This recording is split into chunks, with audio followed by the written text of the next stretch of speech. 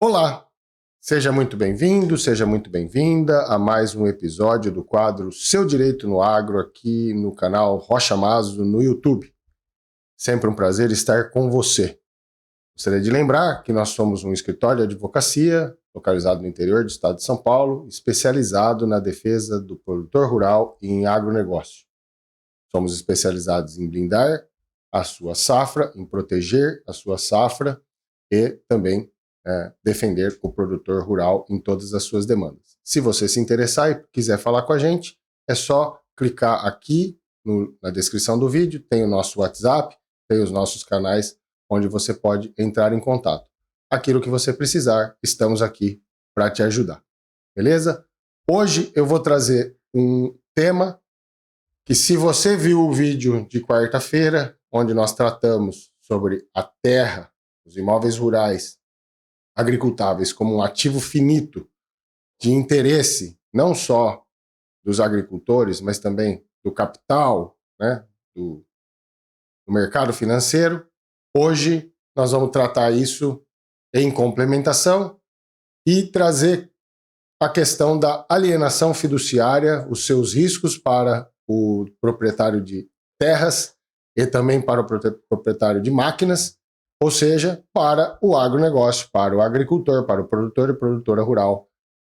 Principalmente nesse cenário de dificuldades financeiras, com juros altos, incertezas de mercado, endividamento crescente do produtor e da produtora, para que você tome cuidado com a figura da alienação fiduciária.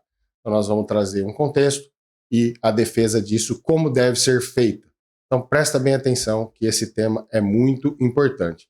Estou aqui com o Pedro Avelino, meu parceiro aqui da apresentação, da produção das apresentações, e tem o pessoal querendo conhecer quem é o Pedro Avelino. Então nós vamos aí levar isso ainda um pouco em segredo para aumentar a curiosidade da galera.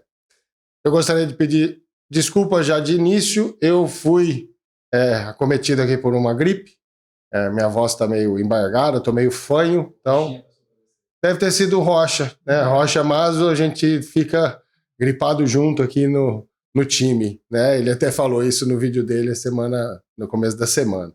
Então, se eu precisar tomar um gole d'água aqui, é por causa disso, mas não podia deixar de vir aqui, deixar esse conteúdo extremamente relevante para você. Vamos embora comigo nessa? Vamos aprender um pouco? Então, o Pedro vai trazer aí, ó, alienação fiduciária e leilão. O banco pegou minha terra e ou minhas máquinas. O que fazer, né? O que fazer se aconteceu e o que fazer para não chegar até aí. Então eu vou te ensinar um pouco sobre isso. Trazer aqui as fontes referenciadas, né, do nosso vídeo, todo o estudo que a gente faz.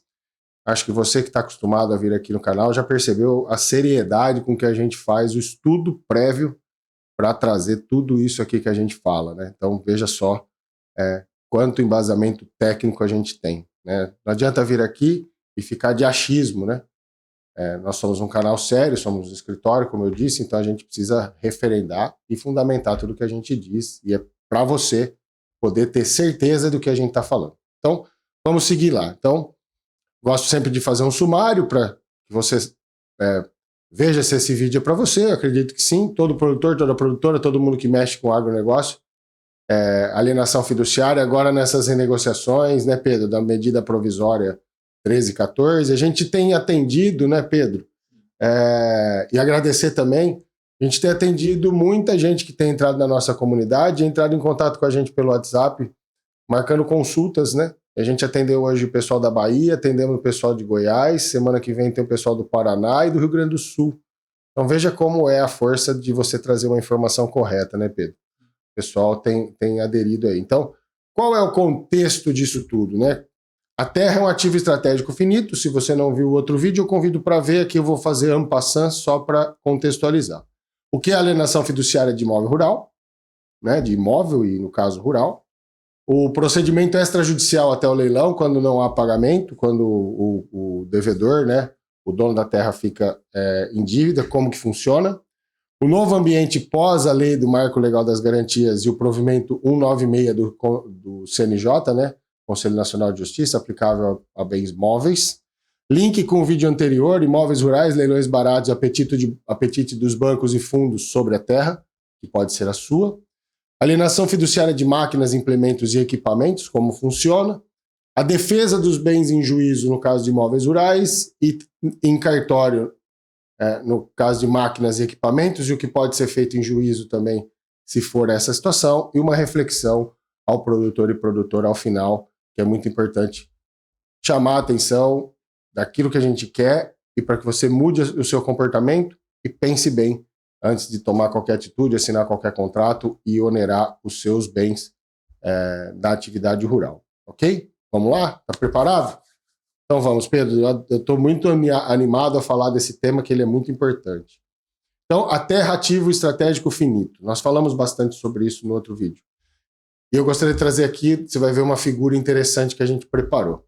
Metade das terras habitáveis do planeta já estão tomadas pela agropecuária. Um estudo da FAO, né, que trouxe essa questão aí no final do ano passado. A população mundial continua crescendo e áreas agricultáveis realmente boas em países estáveis, sem guerra, sem conflitos internos, viram um ativo estratégico disputado por bancos, fundos e investidores.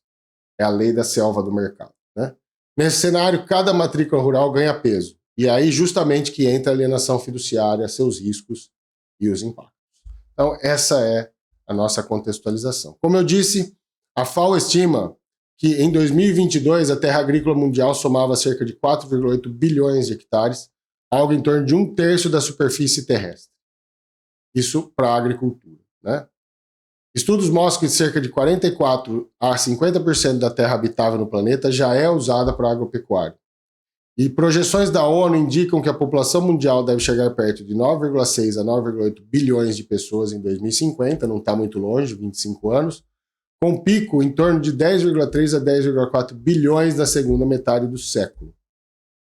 Então veja só, como é que vai fazer se a terra é a mesma, a superfície é a mesma, as áreas agricultáveis são as mesmas, dificilmente vai ter acréscimo, né? Desmatamento vai ser cada vez mais difícil, tecnologia vai ter que ser aplicada para produzir mais comida, mais alimento, mais energia, mais fibra para tudo aquilo que a gente precisa, nas mesmas áreas com uma população crescente. Qual é a mensagem que sai disso? Terra boa, produtiva em país estável virou ouro. É claro, evidente que quanto mais gente tem, mais comida precisa, e as terras são as mesmas, a tendência é que ela se valorize e que outros interesses surjam, especialmente interesses de fundos, bancos e financeiras. E quando você coloca essa terra em garantia por alienação fiduciária, você está colocando um ativo estratégico na linha de tiro.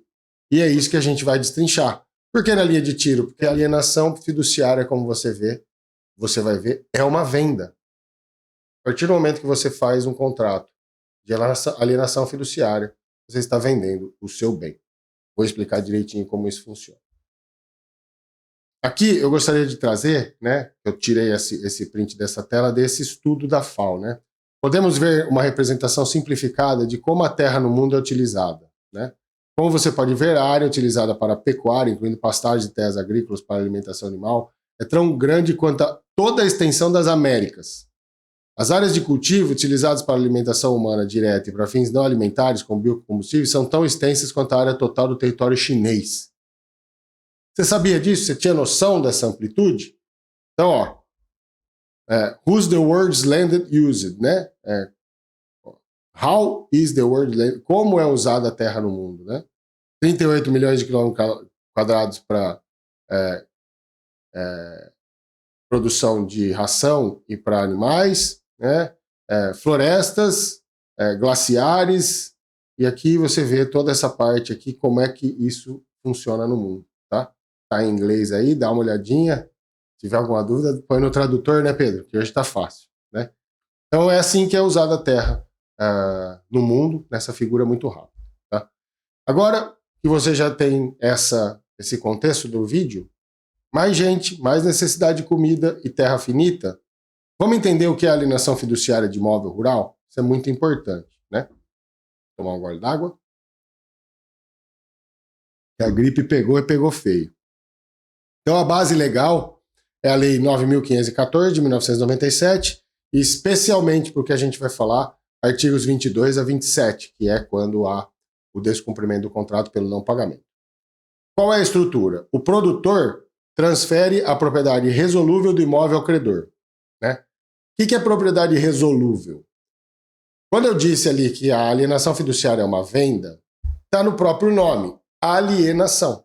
Alienação é igual venda, né? Então você faz um contrato de alienação fiduciária, você vai lá e diz para o banco, olha, eu vou vender o meu bem para você, você vai me dar o dinheiro e você vai acreditar, você vai confiar que eu vou te pagar. Fidúcia. Fidúcia é confiança. Então é uma alienação em confiança. Eu vendo para o banco, para a financeira, para o fundo, né, para quem está me dando o dinheiro, fico na posse, né, e vou pagar esse dinheiro que eu tomei. E como você vai ver, se eu não pagar, quais são as consequências. Fico com a posse direta, ou seja, eu tenho a posse, literalmente, eu estou segurando, né? Estou com a terra, eu entro lá, abro a porteira, entro, uso as benfeitorias, eu uso o veículo quando é máquina, eu uso o trator, eu estou na posse, eu uso. Mas eu já vendi. Então, essa é a questão que tem que ficar na cabeça de todo mundo que for fazer uma alienação fiduciária. Você vendeu o seu bem. E para resgatá-lo, você precisa pagar o dinheiro que você pegou nessa operação. O credor fica com a propriedade fiduciária e posse indireta. O que é a posse indireta? Você está usando, mas ele, se você não pagar e tiver o procedimento que a gente vai mostrar aqui hoje, pode ser que ele tome a posse. Aí você fica sem propriedade e sem posse. E aí você não pode mais usar. Enquanto o contrato está em dia, a fazenda funciona normalmente. O problema começa com o inadimplemento, quando você não paga, né? Então, quem é quem na alienação fiduciária? Fiduciante, produtor rural e o proprietário, né? Aquele que é dono da terra. Aquele que diz assim, eu vou vender a terra para você, mas eu vou resgatar essa terra pagando você o capital que você está me dando mais o juro. O fiduciário é o banco, cooperativa, fundo, securitizadora que recebe a terra, a máquina, o imóvel, o bem, e diz assim, olha, ok, eu comprei, te dei o dinheiro, né? E você está me dizendo que vai me devolver o dinheiro com todos os encargos, juro, correção e tudo mais. A hora que você me devolver, você continua com a posse, a gente extingue o contrato e vida que segue. E o objeto, no caso aqui, o imóvel rural dado em garantia. Então, lembre-se, alienação fiduciária é venda, você vendeu o seu bem. Não é igual hipoteca, que é garantia. A diferença grande entre hipoteca e alienação fiduciária. A hipoteca é um ônus, é uma garantia. A alienação fiduciária é uma venda, muito mais grave, muito mais difícil de defender e muito mais difícil de reverter em determinadas situações. Atente-se a isso. Se um dia algum credor, algum banco, algum fundo, algum fornecedor de insumo falar, olha, eu só faço a operação com você se você me der o bem em alienação fiduciária, pare, pense muito bem antes de fazer, porque pode ser a sua ruína, pode ser que você perca o seu bem, o seu imóvel. Tá? Então vamos seguir. Basicamente agora você já entendeu. Eu queria passar o passo a passo do procedimento extrajudicial até o leilão quando há o não pagamento. Tá? Então, do atraso à consolidação da propriedade. Aqui é que é importante. Então, para contextualizar você. Chegou na hora de pagar, você não tem o dinheiro, produtor, produtora não tem o dinheiro para pagar. Tá? Então, venceu a operação, vai ser aplicada a multa, vai começar todos os encargos do contrato, e o credor, dono da terra, né, vai mandar uma notificação, uma intimação, dizendo, olha, devedor que me vendeu a terra, para você recuperar a sua terra, você precisa purgar a mora. O que é purgar a mora? É pagar. Pagar o que você deve. Então, o credor comunica o atraso ao cartório de registro de imóveis, não é o juiz, é lá no cartório, onde você fez o registro dessa operação. A alienação fiduciária gera um documento, vai para o cartório e fica averbado lá na matrícula essa alienação fiduciária.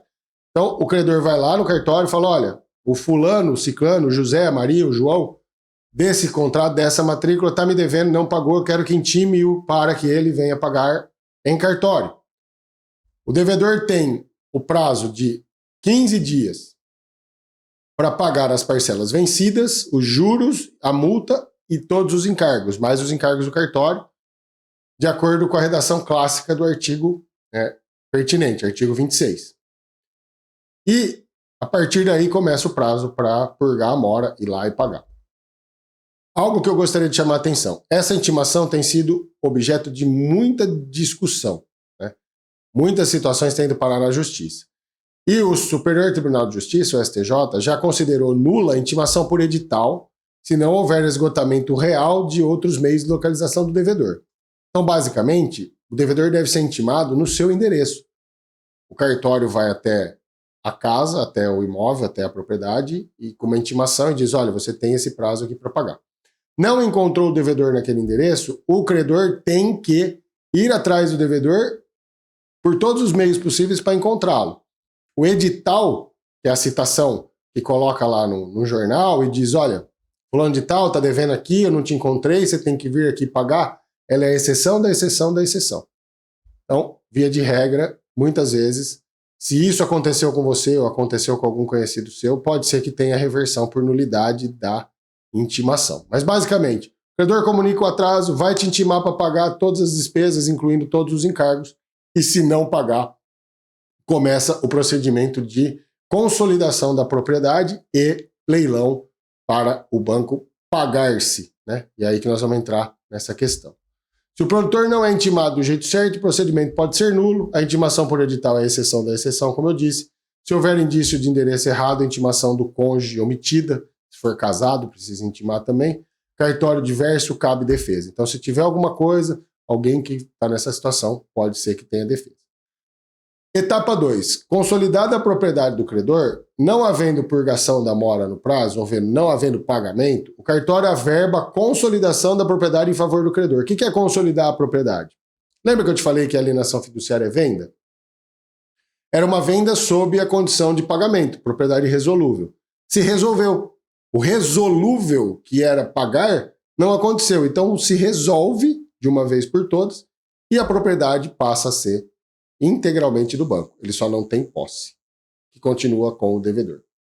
A partir daí, o imóvel passa a pertencer em caráter pleno ao credor para fins de venda em leilão, mantendo-se o dever de seguir o artigo 27. Vamos ver o que diz o artigo 27. Regra clássica. Artigo 27, redação base. Primeiro leilão. Então, primeiro leilão, pelo valor da avaliação, não pode vender por menos do que o valor da avaliação. Começa o prazo para o credor levar isso a leilão a partir da consolidação, passou aquele prazo de pagamento, consolidou, registrou, cartório entrega para o credor, olha, está consolidado sua propriedade, pode levar a leilão. O lance mínimo é o valor do imóvel indicado no contrato, com o critério de mercado. Então, quando você vai dar o seu imóvel em alienação fiduciária, é feita uma avaliação. Geralmente já não é pelo valor de mercado 100%. Vamos supor que o imóvel valha R$1 milhão. Eles vão colocar lá 800 mil, já com um deságio. Por isso que a questão do ativo finito, do interesse dos bancos, dos fundos, vai vendo as sacadinhas aí. O imóvel vale R$1 milhão, ele coloca lá que vale, vamos falar 900 mil. Já 100 mil aí, entre valor de mercado e valor da avaliação, já vai estar defasado. Não existe um procedimento de avaliação. É o valor que está no contrato. Então, vai a leilão pelo valor que está no contrato. Nesse primeiro leilão, se o Pedro quiser ir comprar isso no leilão, ele tem que chegar lá no cartório e falar, tá tendo um leilão aqui do imóvel do Bruno? Tá. Qual é o valor? É R$900 mil. Ah, tem desconto? Não tem desconto? É 900 mil. O Pedro tem que pagar os 900 mil. Ele vai lá, eu quero pagar, o cartório vai falar, ó, o procedimento é esse, assim, você tem que pagar desse jeito. E uma vez pago, o credor é intimado a receber o dinheiro e aí faz-se entre credor e o comprador um documento onde a propriedade passa para o comprador. Esse é o primeiro leilão. No segundo leilão, se o primeiro não tiver um lance adequado, faça um segundo. Aqui a lei aceita o maior lance desde que não seja igual ou superior ao valor da dívida, mais despesas, mais encargos, mais tributos, mais eventual condomínio. O que é isso? Vamos supor que a sua dívida seja lá, que o valor da avaliação do seu imóvel seja 900 mil e a sua dívida com o banco, com todos os encargos, seja 700 mil. No segundo leilão, o Pedro pode chegar lá e falar assim, eu compro isso aqui por 700 mil reais. E o leilão vai acontecer e vai ser vendido. E acabou. Pagou, faz o acordo com o credor, sai a matrícula para o Pedro, limpinha, resolvido. Se o segundo leilão também fracassar, é aí que está o pulo do gato da legislação, tá? Presta bem atenção nisso aqui. Artigo 27, parágrafo 5º. Se no segundo leilão o maior lance não for igual ou superior ao valor da dívida em encargos, considere extinta a dívida e o credor se exonera da obrigação de devolver sobra ao devedor. Então, quer dizer, primeiro leilão, valor do imóvel. Segundo leilão, valor da dívida. Depois do segundo leilão, não teve ninguém que comprou, o banco toma de vez o bem e extingue a obrigação. Ele comprou o teu imóvel de R$1 milhão por 700. Veja como já tem uma vantagem gigantesca aí nessa compra. Tua dívida é 700, o teu imóvel vale 1 milhão e o banco não tem que devolver nada para você. Nada para o produtor, para a produtora, nada para o dono do imóvel. Se isso não for vantajoso do ponto de vista negocial, eu não consigo enxergar o que é. Apesar de bancos e financeiras dizerem que eles não se interessam por imóveis, que a questão deles é dinheiro, é emprestar dinheiro, cada vez mais a gente vê no dia a dia que eles estão levando as alienações fiduciárias, estão tomando esses bens e depois de consolidado eles vão vender para grupos de interesse do agronegócio, ou ficando com esses bens e constituindo empresas agropecuárias. Então aqui é muito importante você prestar atenção nisso. Tá? Agora, como a justiça tem interpretado isso? A legislação fala isso, mas como que a justiça tem interpretado isso? É importante trazer, né? Porque às vezes a lei está ali, está falando de uma forma, isso chega lá, muitos proprietários vieram falar, mas peraí, valia 1 milhão, ele pegou por 700, e essa diferença? Ele tem que me devolver, porque valia mais. Isso foi, primeira instância, segunda instância, chegou no STJ. Vamos ver como é que Brasília interpretou isso. Né? O STJ interpreta o parágrafo 5º, com esses que você está vendo aqui no canto, né? os RESP 1654, 112 e esse agravo no recurso especial 2477-071. A terceira turma do STJ detalhou o procedimento, reafirmou que o parágrafo 5º se aplica tanto quando há lance abaixo do mínimo, quanto quando não há lance nenhum, lance zero. Nesses casos, a lei admite excepcionalmente que o bem fique com o credor e a dívida se extinga compulsoriamente para evitar que o devedor continue mesmo sem ter o imóvel. Então, acabou. O mesmo acórdão cita um outro recurso especial que reforça. É um dever do credor promover o leilão em prazo razoável. Né? Boa fé. E to mitigate the loss é dever de mitigar as perdas. É um princípio de direito. Dever do credor mitigar a perda do devedor. Então, a partir do momento que acabou a purgação da mora, não purgou, ele tem que mandar leilão o mais rápido possível. Não pode ficar segurando esse leilão, não pode ficar segurando esse procedimento para aumentar o valor da dívida e ele conseguir ficar com o imóvel. Se isso acontecer, tem defesa. Frustrados os leilões, a consequência é a extinção da dívida sem possibilidade de cobrança de saldo remanescente. Vamos supor, na outra ponta, que o débito seja maior do que o valor de avaliação. Também acaba aí. Aí pode ser uma vantagem para o devedor. Se a dívida dele era maior do que o valor da garantia. Mas de toda forma ele vai perder o seu imóvel e não tem mais choro nem vela, como dizia minha avó. No agravo interno, nos embargos de declaração 2477-071, que é desse ano, ao analisar os leilões frustrados, o STJ reafirmou que impede o credor de cobrar saldo após o insucesso dos leilões, considerando a ideia de extinção compulsória da dívida. Não pagou, passou um leilão, passou dois leilões, o teu imóvel vai ficar com o teu credor pelo valor da tua dívida, seja ela maior, seja ela menor. Essa é a questão. Entendeu isso? Isso é muito importante. Por isso, na hora de fazer a alienação fiduciária, preste muita atenção, que pode ser a perda efetiva da tua propriedade. Pedro vai passar aqui, é só para mostrar. Esse é um recorte que eu fiz, né, da decisão do STJ, que fala aqui, ó, frustração do segundo leilão, maior lance, aqui está comprovado que é a decisão, para não trazer tudo, né? E a tradução. Se o banco levou tudo até o fim, fez o primeiro e o segundo leilão, ninguém quis o imóvel pelo valor da dívida, a lei diz: acabou, a dívida é extinta. O banco fica com a fazenda e não pode seguir te cobrando saldo. Parece proteção, mas na prática você perdeu um ativo estratégico abaixo do valor em um mercado que a terra boa vale muito mais no longo prazo. Então, ainda que você tenha pago a sua dívida por um valor em tese menor, pode ser que aquela avaliação do seu imóvel fosse maior e a tua perda é irreversível. Então, cuidado. Eu queria chamar essa atenção porque eu tenho visto muita gente ligando, consultando o escritório, falando: doutor, eles querem fazer uma renegociação comigo, eles querem lá, de acordo com a MP 1314, eles querem fazer eles me dão 2 anos de carências, 9 anos para pagar, mas eles querem fazer alienação fiduciária. Então, é aí que está o pulo do gato da história, tá? Beleza? O novo ambiente, pós-marco legal das garantias e o provimento 196 do Conselho Nacional de Justiça, tá?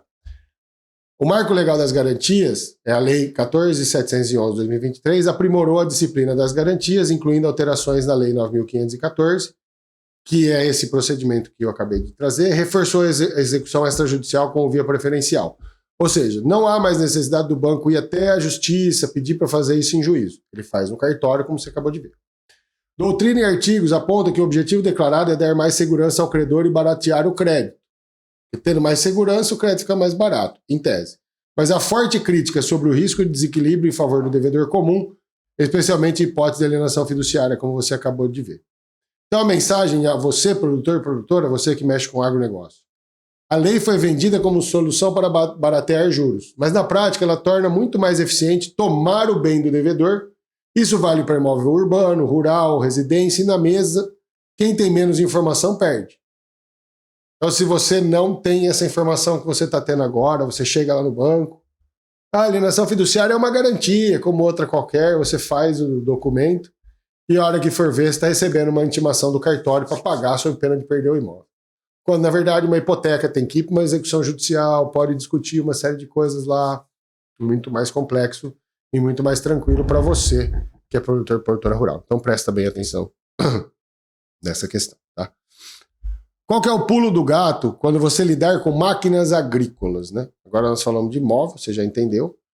E o provimento 196 alterou o Código Nacional de Normas, né? Que era o provimento 149 de 2023, para disciplinar nacionalmente a consolidação da propriedade fiduciária de bens móveis e a busca e apreensão extrajudicial em ofício de registro de títulos e documentos. Nós fizemos um vídeo, né, Pedro, que fala exatamente qual é o procedimento.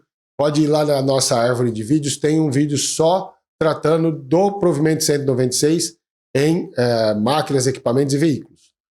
Então, para não ficar gastando muito tempo aqui, se você quiser saber como é o procedimento total, é só ir lá nesse vídeo. Só queria chamar a atenção para um detalhe aqui, tá?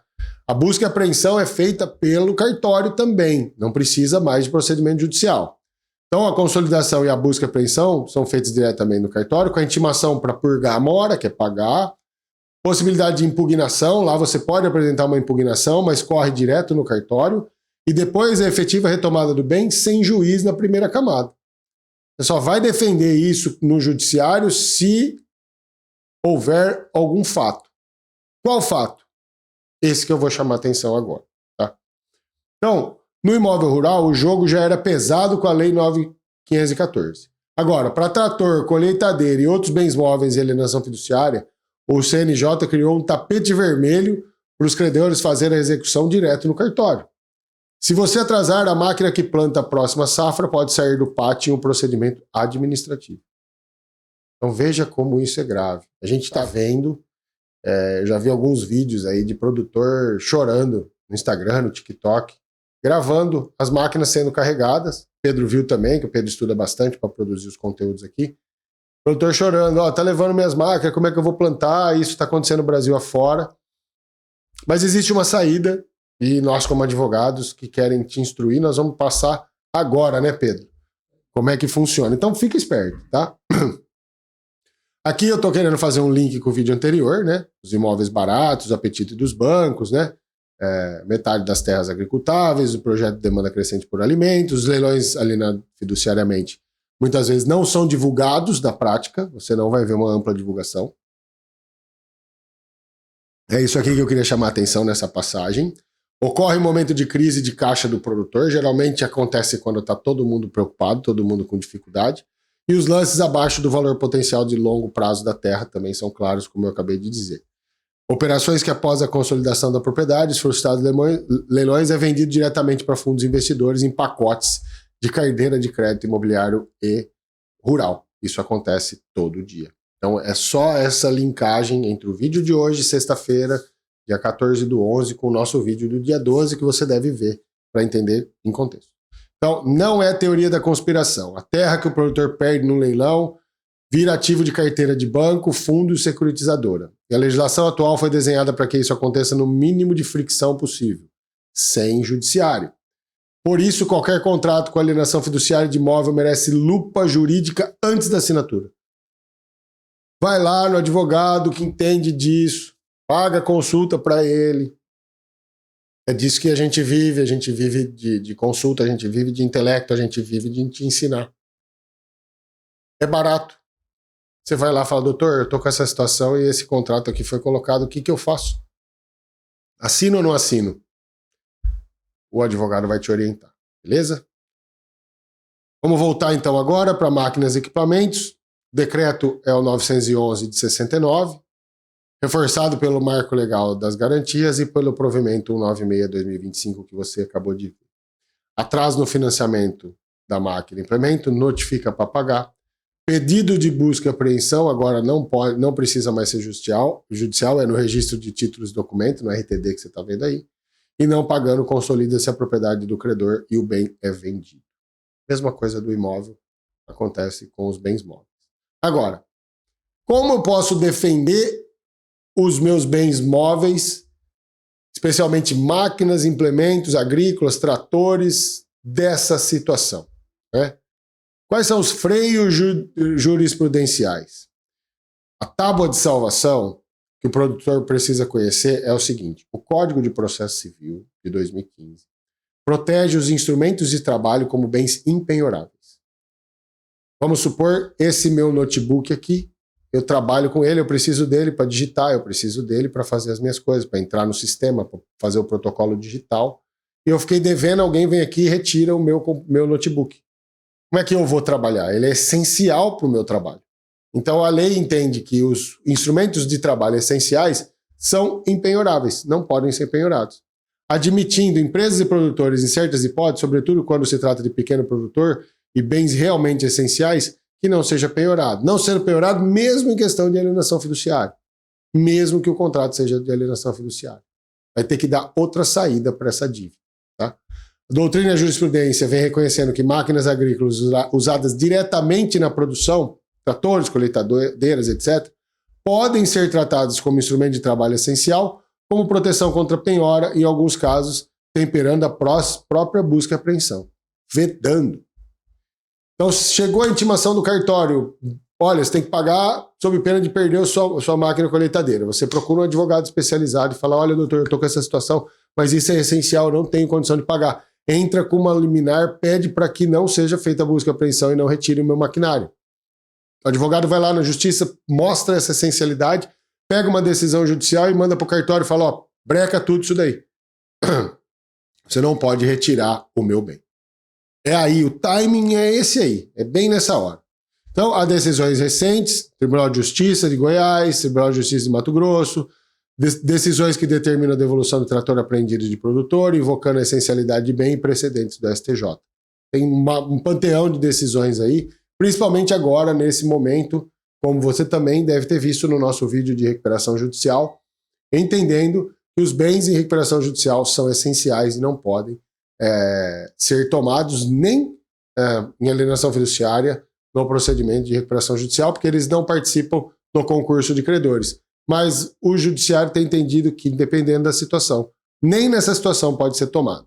Então existe aí uma saída para você, produtor, produtora rural, em dificuldade com essa situação. Então, a colheitadeira de 1 milhão que tira o sustento da família não é só um bem, é o coração da fazenda. E a justiça começa a dizer, calma, não dá para arrancar esse coração de qualquer jeito. Mas cuidado, A jurisprudência também lembra que a impenhorabilidade e a essencialidade não são escudo absoluto, quando o próprio maquinário foi dado em garantia da dívida que o financiou. Então vai de caso a caso, situação a situação, tamanho de dívida, outras garantias que tem, a capacidade do devedor de pagar a dívida, tudo isso vai entrar na equação final. Defesa dos bens em juízo, imóveis rurais. Então nós falamos lá dos bens móveis. Agora, como você pode defender a propriedade rural, mesmo em caso de alienação fiduciária? Dá para defender? Em algumas situações, sim, né? O artigo 5º da Constituição Federal, inciso 26, diz que a pequena propriedade rural trabalhada pela família é impenhorável. São 4 módulos fiscais. Depende cada lugar, o módulo fiscal é de um tamanho. Então pode ser 10 alqueires, 20 alqueires, vamos falar em hectare, né, que o Brasil é mais fácil falar em hectare. 40 hectares, 80 hectares, depende muito do lugar. Então até 4 módulos fiscais, essa propriedade é considerada pequena propriedade rural. Só que aqui tem uma fala, trabalhada pela família. Então tem que ser uma propriedade pequena, trabalhada pela família. O STF, Supremo Tribunal Federal, em repercussão geral, ou seja, já consolidou entendimento geral, de que a pequena propriedade rural explorada pela família é impenhorável mesmo quando dada em hipoteca, até para a dívida oriunda da própria atividade produtiva, né? Você vai lá, dá o bem em garantia e depois você diz, olha, eu dei, mas infelizmente você não pode tomar o meu bem, que é o único que eu tenho. O Superior Tribunal de Justiça também tem consolidado que a proteção depende da comprovação de que a área se enquadra como pequena propriedade rural, parâmetros do Estatuto da Terra e da legislação, e que é trabalhada pela família. Então, os 2 requisitos juntos. E mais que isso, a comprovação não é do credor, é do produtor. Então, você que está nessa situação, comprova facilmente o tamanho, porque são módulos fiscais. Agora, a comprovação de que ela é trabalhada pela sua família compete a você. Se a área é pequena propriedade rural dentro dos módulos fiscais da região e é o núcleo de subsistência da família, existe uma blindagem constitucional, mesmo com hipoteca. Em muitos casos é possível levar essa tese também para discutir a alienação fiduciária de imóvel rural. Essa é a nossa mensagem para você, tá? Então, quem tem que provar? Você. Você tem que provar que é trabalhada pela sua família. Quais são os procedimentos que são entendidos como nulidades? Intimação irregular para purgar a mora é um argumento. Falta de intimação pessoal sobre a data do leilão é outro argumento. Problemas no edital e preço vil é outro argumento, que é o preço que foi leiloado. E aqui o Superior Tribunal de Justiça decidiu esse ano que a descrição do imóvel no edital, aquele edital que diz que vai ser leiloado o bem, deve refletir a situação real do bem na data do leilão. Descrição defasada pode prejudicar a formação do preço e justificar uma discussão judicial. Vamos supor que está descrito lá sem as benfeitorias. Alguém que vê fala assim, mas não tem benfeitoria, eu vou pagar, isso aqui não vale. Mas tinha as benfeitorias. Então, você pode ir lá e mesmo que tenha consolidado e terminado tudo, entrar com uma ação judicial e falar, o leilão é nulo porque a descrição do imóvel estava errada. E a demora injustificada do credor em leiloar também já teve algumas decisões judiciais dizendo, olha, você não pode ficar esperando a dívida aumentar para levar o leilão, que é aquela do mitigate of loss que eu falei lá, mitigar as perdas, obrigação do credor. Então são os argumentos jurídicos de defesa, né? Defesa dos bens em cartório, né? Essencialidade comprovada do maquinário, ataque à regularidade da mora e da intimação também, momento da busca e apreensão em safra em curso, né? Você está usando na safra, aí é mais essencial ainda, também é um argumento de defesa. Recuperação judicial do produtor rural, como eu disse antes, também pode ser que não entre na exceção de que bens alienados fiduciariamente não estão sujeitos aos efeitos da recuperação judicial. Se for essencial, pode ser que o judiciário entenda que se submete aos efeitos da recuperação judicial. São as formas de defesa dentro desse cenário. E por fim, uma reflexão a você, produtor, produtora rural. A alienação fiducial não é uma vilã em si. Ela é um instrumento largamente utilizado. Se você já comprou um carro financiado, uma moto financiada, máquinas e equipamentos agrícolas, 99% das vezes é alienação fiduciária. Tá? Então não é algo novo, não é algo que seja fora da lei. Ao contrário, Veja que desde 1969 se fala disso. Mas é muito perigoso em tempos de crise. É uma ferramenta poderosa de crédito. Com a combinação atual, marca legal das garantias, provimento, apetite de bancos e fundos por terras e máquinas, o desequilíbrio de informação entre o produtor e o sistema financeiro é enorme. Você, antes desse vídeo, antes da gente chamar a atenção disso, de repente não estava conectando que a sua terra valia tanto, que tem tanta gente assim olhando. Não é só seu vizinho que quer comprar sua terra. Tem fundos de investimento querendo comprar imóveis rurais no Brasil e isso é verdade. Não tem como dizer que não. Muita gente pode vir aí e dizer, você está ficando louco e tudo mais. Vê o outro vídeo lá que você vai tirar suas conclusões sobre isso. Então, antes de assinar qualquer contrato que coloque imóvel rural ou maquinário essencial em alienação fiduciária, sente com o advogado que entenda de agro, simule o pior cenário, atraso, consolidação, leilão, frustração de lance. Veja quanto do seu patrimônio estratégico está, de fato, em risco. E se você já recebeu a intimação do cartório, do banco ou do registro de títulos e documentos por alienação fiduciária, não ignore. O relógio começa a correr ali. Em muitos casos, ainda há espaço para defesa, revisão, renegociação, blindagem constitucional, especialmente da pequena propriedade rural e os equipamentos essenciais à produção. Então você aprendeu aqui nesse vídeo hoje como funciona, o risco que é uma alienação fiduciária e como se defender na situação de acontecer. Ok?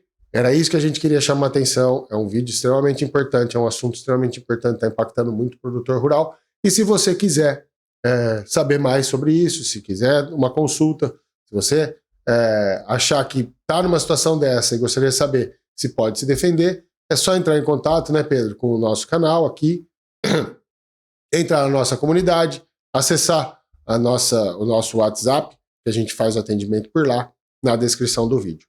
E se você gostou do vídeo, deixar o seu like, deixar o seu joinha, compartilhar o vídeo com 2 ou 3 pessoas que você goste, manda isso, salva, ativa o sininho para receber os nossos conteúdos e deixe seu comentário aqui, porque é importante essa troca, esse bate-papo sobre os nossos vídeos e os nossos conteúdos.